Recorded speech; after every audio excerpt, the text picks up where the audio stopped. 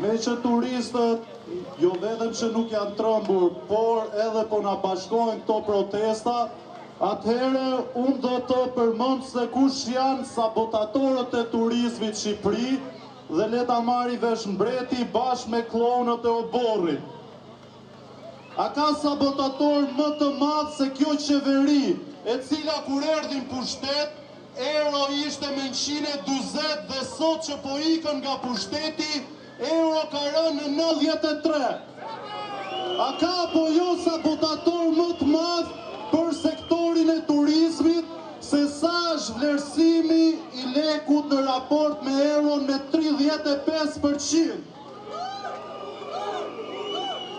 Dhe akoma nuk keni para asgjë, sepse kulmi i sezonit turistik nuk ka ardhur dhe se ku do ndalet euro vetëm një zot e di. Kështu që të rezistojmë dhe të protestojmë për ta larguar këtë, sepse turizmi do të stabilizohet kur Edi Rama të largohet.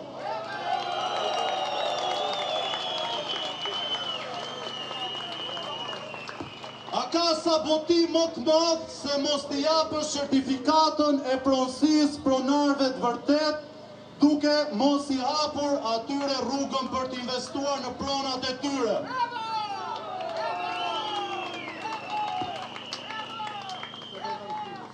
Sabotim është kur ndërton aeroport për fushat elektorale dhe mbas fushatës elektorale e mbyll atë. E mbani mend Kuksin apo jo?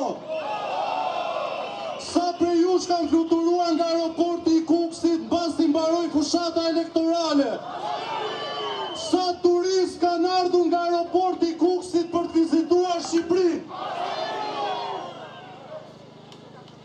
A ka sabotim më të madh se sa për interesat e tyre personale, Edi Rama dhe Belinda Balluku e kanë marrë peng aeroportin e Vlorës?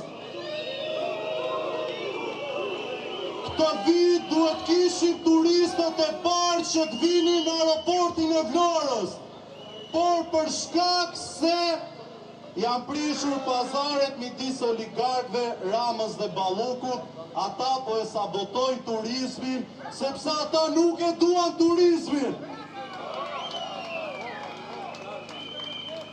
Por sabotim është edhe që autostrada Tiranë-Durrës të marri 2 vjet për të zgjeruar vetëm 6 kilometra.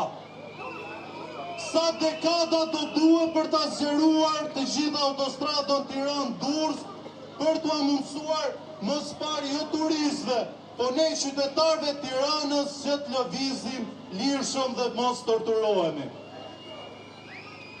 Këta na flasin për sabotimin e turizmit, po nëse shkoni sot në Vlorë, keni disa rrugë, jo vetëm një që i kanë hapur për t'i riparuar në sezonin turistik.